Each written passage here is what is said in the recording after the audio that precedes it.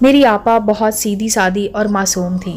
وہ فیشن کرنا نہیں جانتی تھی، کس کر چوٹی گوند کے اپنا چہرہ تباک سا بنا لیتی، کپڑے مردہ رنگوں کے دوپٹہ چادر کی طرح سر منہ پر لپیٹ لیتی۔ ہم سب بہنوں نے آپا کو ملازمت کرنے سے روکا کہ تم گھر سنبھالو، بیمار ماں کا خیال رکھو، ہم ملازمت ڈھونڈتی ہیں، مگر انہوں نے بات نہ مانی۔ کہا کہ بڑی میں ہوں، یہ میری ذمہ داری ہے کہ تم لوگوں کے لیے کماؤں اور گھر کا بوجھ اٹھاؤں، تم گھر بیٹھو اور مجھے ملازمت کرنے دو۔ انہی دنوں ان کا BA کا رزلٹ آیا تو ملازمت کی تلاش اور انٹرویو کے چکر شروع ہو گئے۔ جہاں انٹرویو دینے جاتی عجیب سا حلیہ بنا لیتی اور ناکام لوٹتی۔ وہ نئے دور کے تقاضوں کو سمجھتی ہی نہ تھی۔ تبھی ہم کہتے، آپا بڑی اور ماڈرن کمپنیوں میں انٹرویو میں کامیابی تمہارے بس کا کام نہیں ہے، تم ذرا بھی چالاک نہیں ہو اور یہاں چالاک و چرب زبان لوگوں کا ہی کام ہے۔ آپا کی سہیلیاں ملازمت کر رہی تھیں، وہ بھی کہتی، خولہ بی بی تم میں وہ ہوشیاری نہیں ہے جو آج کل ملازمت کے لیے چاہیے ہوتی ہے، بھلا تم ایسی دقیانوسی کو کون نوکری دے گا، آرام سے گھر بیٹھو اور تانیہ کو قسمت آزمائی کرنے دو۔ مگر انہوں نے بات ماننے کی بجائے برا منایا۔ انسان اپنے رب سے مایوس نہ ہو تو کبھی نہ کبھی وہ اپنی مراد پا ہی لیتا ہے۔ جب اس تگ و دو میں سال بیت گیا کہ ایک روز انہوں نے گھر آ کر یہ خبر سنائی کہ ان کو ملازمت مل گئی ہے۔ جس شخص نے انٹرویو لیا تھا وہ ان کی سادگی، دوسرے لفظوں میں بونگے پن سے متاثر ہوا تھا۔ آپا کمپیوٹر سسٹم سے بھی واقف نہیں تھی، پھر بھی باس نے آپا کو پرائیویٹ سیکرٹری کے طور پر رکھا تھا اور تنخواہ کافی معقول تھی، جبکہ میری بہن اس سیٹ کے لیے بالکل بھی موزوں نہ تھی۔ یوں بالآخر ہماری آپا اپنے سادہ و معصوم محسن کی بدولت انٹرویو میں کامیاب ہو گئی تھیں۔ وہ خوش تھیں، ان کا سلوک ان سے بہت اچھا تھا۔ اختر صاحب کی تعریف کرتے نہیں تھکتی تھیں۔ جب وہ تعریفیں کر چکتیں تو میں ان سے کہتی، آپا ہوشیار رہنا، مرد ذات بڑی بے اعتبار ہوتی ہے، ان پر بھروسہ نہیں کرنا۔ وہ میری بات کا برا مناتی اور کبھی میری جانب معصومیت سے تکنے لگتیں، جیسے میں نے ان کو کوئی بہت ہی بری بات کہہ دی ہو۔ آپا اتنی سادہ لو تھیں کہ اس شکاری کی چالوں کو نہ جانتی تھیں، ان کی مہربانیوں پر خوش ہوتی اور پھولے نہ سماتی تھیں۔ میرا جی کرتا کہ ان کو آفس نہ جانے دوں۔ ہر دم کوئی دھڑکا سا لگا رہتا تھا، خدا جانے کیسا شخص ہے، کمپنی کا مالک اور کیا نیت ہے اس کی۔ دل کسی آنے والے سانحے کی جیسے پیش کی خبر دیتا تھا۔ وہی ہوا جس کا ڈر تھا۔ اس گھاگ شکاری نے بالآخر میری بہن کو اپنے جال میں پھنسا ہی لیا۔ وہ 24 کے ان کی ایک خوبصورت دوشیزہ تھیں، مگر چہرے پر معصومیت بچوں جیسی تھی، جو ان کے رنگ و روپ میں نور سا چھلکائے رکھتی تھی، اور اسی حور بھرے روپ سے ہی ان کے مکھڑے پر بلا کی کشش تھی۔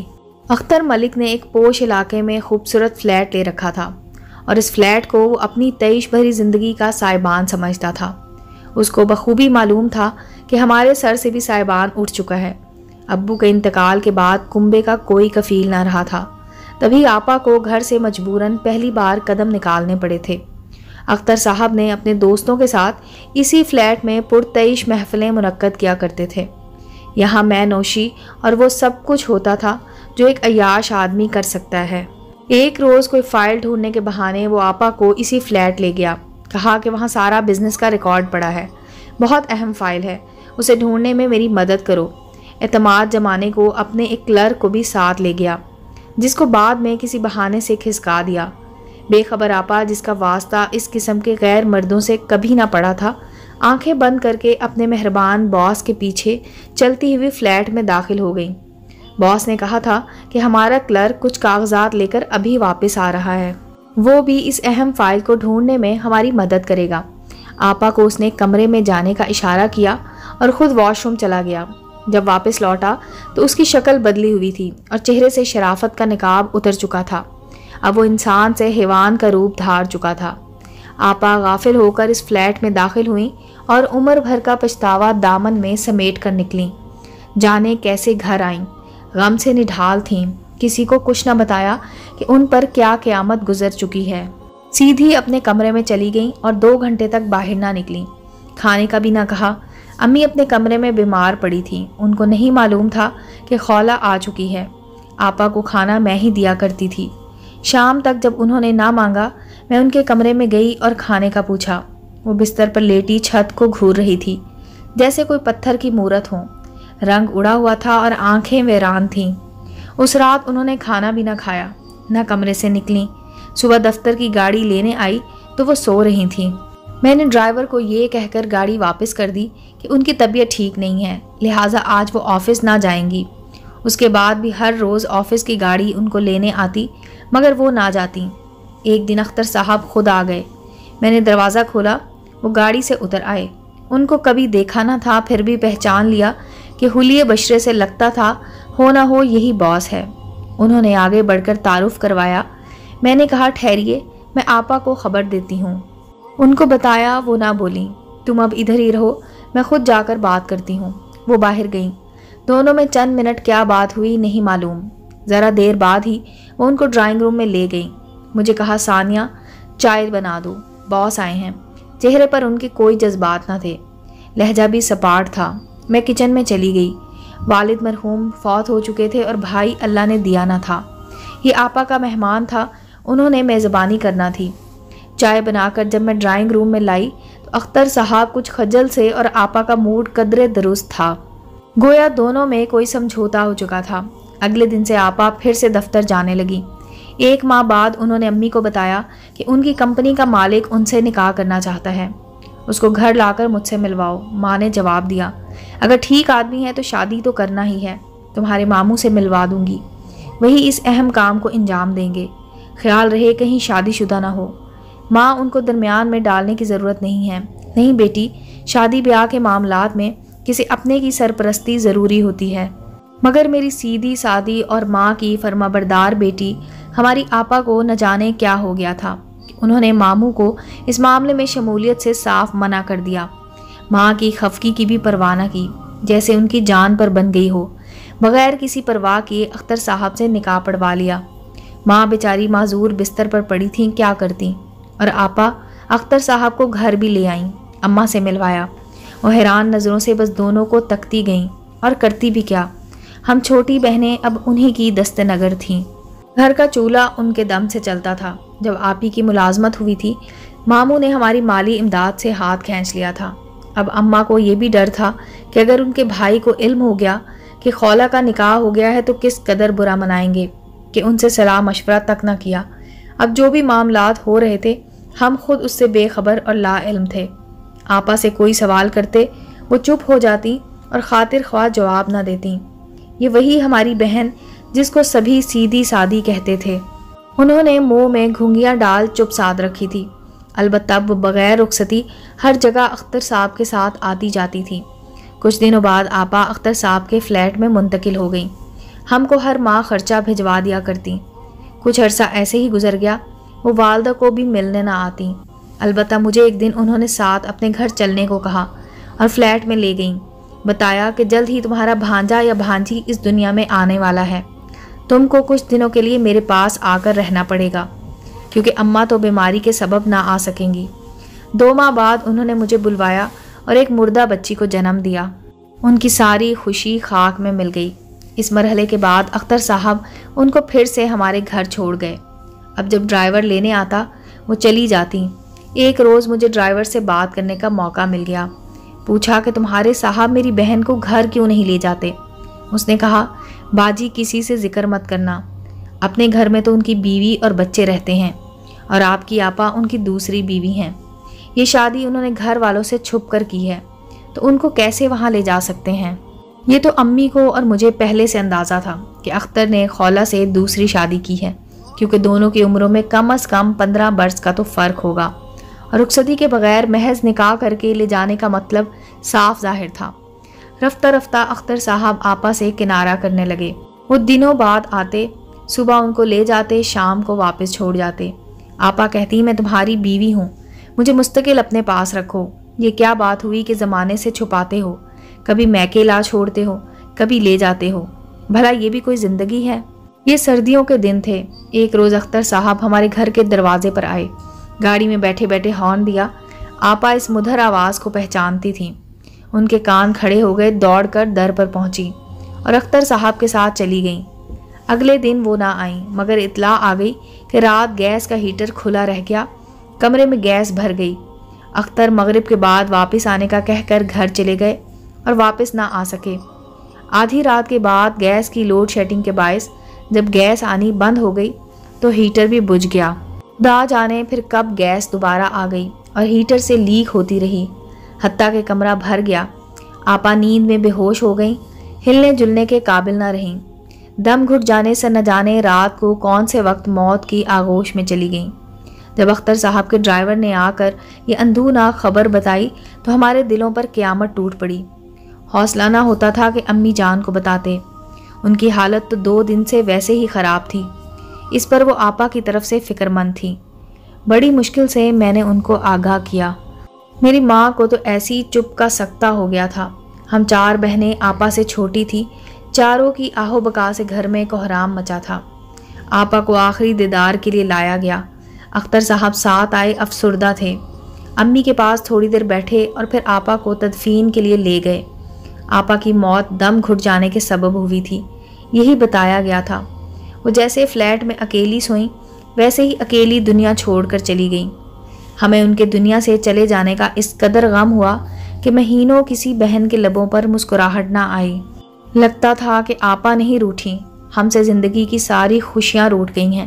آپا خولہ کی وفات کے بعد اختر صاحب نے ہمیں بے یارو مددگار نہ چھوڑا۔ وقتاً فوقتاً آتے اور خرچہ وغیرہ دے جاتے۔ مجھے ان سے اب کچھ لینا گوارا نہ تھا، مگر ہمارا اور کوئی ذریعہ آمدنی بھی نہ تھا۔ بالآخر ایک روز ان کے لبوں پر وہ بات آ گئی جو میرے دل میں تھی۔ انہوں نے مجھے ملازمت کی پیشکش کر دی، جس کو میں نے فوراً قبول کر لیا۔ تاہم ان کے انداز سے میں منتظر تھی کہ وہ ایسا ایک دن ضرور کہیں گے۔ میں نے اختر صاحب سے کہا کہ آپ نے ملازمت کی پیشکش کر کے یہ اچھا کیا ہے، کیونکہ آپا تو اب اس دنیا میں نہیں رہی ہیں۔ ان کی جگہ مجھے گھر کی ذمہ داریاں سنبھالنی ہیں، کیونکہ ہمارے حالات ہی ایسے ہیں کہ اگر آپ مجھے نہ کہتے تو مجھے خود آپ سے درخواست کرنا پڑتی۔ انہوں نے کہا کہ اگر تم چاہو تو میں ویسے ہی تمہارے گھر کے اخراجات اٹھانے کو تیار ہوں، مگر شاید تمہاری غیرت یہ گوارا نہ کرے۔ تاہم اگر تم نکاح کرنا چاہو تو میں تیار ہوں، مگر یہ معاملہ عمر بھر خفیہ رہے گا کہ شادی شدہ ہوں۔ آپ نے بالکل ٹھیک سوچا ہے۔ میں نے کہا مگر میں آپا کی طرح سادہ لو نہیں ہوں، خفیہ شادی پر یقین نہیں رکھتی۔ اس کے بعد میں نے خود کو ایڈوانس ظاہر کیا۔ مردوں کے ساتھ بات چیت میرے لیے کوئی مسئلہ نہ تھا۔ بیوٹی پارلر سے بال بنواتی تھی، ہلکا میک اپ اور شوخ رنگ کے کپڑے پہنتی تھی، مگر اختر سے لیے دیے رہتی تھی۔ آپا دھوکے سے اختر صاحب کے فلیٹ میں چلی گئی تھیں اور خفیہ شادی کے خول میں بند کھو کر 4 دن خوشی کے چھپ چھپ کر جی سکیں۔ لیکن میں ان جیسی نہ تھی، دلیر تھی۔ مردوں کے ساتھ گھومنا میرے لیے کوئی مسئلہ نہ تھا۔ میری اس رویے سے اختر صاحب کی ہمت نہ ہوئی کہ مجھ سے دوبارہ ایسی بات کہتے۔ ایک روز میں آفس میں بیٹھی تھی کہ ایک خوبرو نوجوان وہاں آیا۔ یہ اختر صاحب کا بیٹا تھا جو میرا ہم عمر تھا، بیرون ملک سے پڑھ کر آیا تھا۔ اس نے مجھے دیکھا تو بس دیکھتا ہی رہ گیا۔ اس کے بعد وہ اکثر آفس آنے لگا، مجھ سے بھی ہیلو ہائی کرنے لگا۔ میں نے محسوس کیا کہ جب طارق مجھ سے بات کرتا اور اختر صاحب دیکھ لیتے وہ بے چینی محسوس کرتے، نہیں چاہتے تھے کہ ان کا بیٹا مجھ سے راہ و رسم بڑھائے یا گھلے ملے۔ تب میں سوچتی کہ خود انہوں نے کیسے میری بہن کو گھیرا تھا، دوسری بیوی بنایا، مگر کبھی کسی پر ظاہر نہ کیا کہ خولہ ان کی پرسنل سیکرٹری نہیں بلکہ منکوحہ ہے۔ میری بہن بیچاری نے چھپ چھپ کر ان کے ساتھ رفاقت کے دن گزارے تھے، لیکن میں کبھی ایسی بے بسی کی زندگی کو قبول نہ کروں گی۔ ایک روز طارق نے مجھے کہا کہ اگر اجازت ہو تو آپ کے کمرے میں چند منٹ بیٹھ جاؤں، آپ سے ایک ضروری بات کرنی ہے۔ میں نے کہا کہ یہاں نہیں، یہ آفس ہے، مجھے تم سے آفس سے باہر کسی تنہا جگہ بات کرنا ہے۔ مجھے معلوم ہے کہ تم مجھ سے کیا کہنا چاہتے ہو، تاہم اپنی زبان سے اقرار کرو تو یہ اچھا ہے۔ وہ بولا تب تو میں یہیں پر تم سے مختصر الفاظ میں کہہ دیتا ہوں کہ مجھے تم سے شادی کرنا ہے۔ اگر تم میری پیشکش قبول کر لو تو اسے اپنی خوش قسمتی سمجھوں گا۔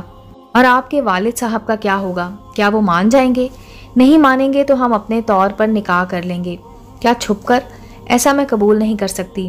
شادی کرنا ہے تو سب کو بتا کر اپنے والدین کو بھی اور سارے زمانے کو شامل کرنا ہوگا، تب ہی تمہاری دلہن بنوں گی۔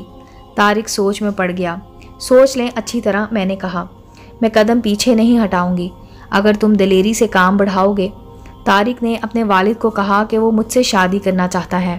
انہوں نے بہت روکا، مخالفت بھی کی، حالانکہ وہ خود آپا سے شادی کر چکے تھے، مگر اب بیٹے کی مخالفت پر ڈٹ گئے تھے۔ مجھے بھی کہا کہ جس قدر روپیہ چاہے لے لو، مگر طارق کو انکار کر دو، کیونکہ میری بیوی اس رشتے پر راضی نہ ہوگی۔ मेरी बहन से इस शर्त पर निकाह किया था कि इनका कोई रिश्तेदार निकाह में शामिल ना होगा और ना किसी को वो बताएंगी, और अब अपने बेटे के मामले में और तरह का रूप धार लिया है। ठीक है, अगर आप नहीं चाहते तो मैं नहीं करूँगी तारिक से शादी। आप रोक लें अपने साहबजादे को। मगर कब रुकने वाला था वो अड़ गया और अपनी बात मनवा कर दम लिया। वो बाकायदा अपने वालिदैन के साथ बारात लेकर आया और मुझको बाइज्जत तरीके से ब्याह कर ले गया। उसने अपनी दिलेरी से मेरी इज्जत को दो चंद कर दिया। यूँ मैंने अख्तर साहब के घर में वो तौकीर पाई जो मेरी बहन को ना मिली, और जिस मकाम को वो तरसती हुई इस जहान से चली गई उसको मैंने पा लिया। मैंने यही तहैया किया था कि अपनी आपा का बदला इस शख्स से इसी तरह लूँगी कि उसे बताना पड़ेगा किसी की बहू बेटी की भी इज्जत होती है, ख्वाह वो ज़रूरतमंद और गरीब घर की क्यों ना हो। जब औरत मनकूहा बनती है तो उसको मर्द का नाम ही नहीं उसका मकाम भी मिलना चाहिए, वरना ज़माना औरत को मशकूक नज़रों से देखता है और वो बाइज्जत ज़िंदगी जीने की ख्वाहिश में अपनी तौकीर खो देती है। आज अख्तर साहब इस दुनिया में नहीं है और उनका सारा असासा इज्जत और ऐशो आराम तारिक को मिल गया है। आज मैं इस बात पर फ़ख्र करती हूँ कि मैं तारिक की बीवी हूँ और सब मुझको रश्क भरी नज़रों से देखते हैं। मैं माशरे में कोई मशकूक पर्सन नहीं हूँ और ये सिर्फ मेरी अपनी जुर्रत की वजह से है। अगर तारिक मेरी बात ना मानते और खुफिया निकाह पर अड़ जाते तो मैं आपा जैसा फ़ैसला कभी ना करती। मैं तारिक को रद्द कर देती, क्योंकि मेरे नज़दीक मोहब्बत ही सब कुछ नहीं है।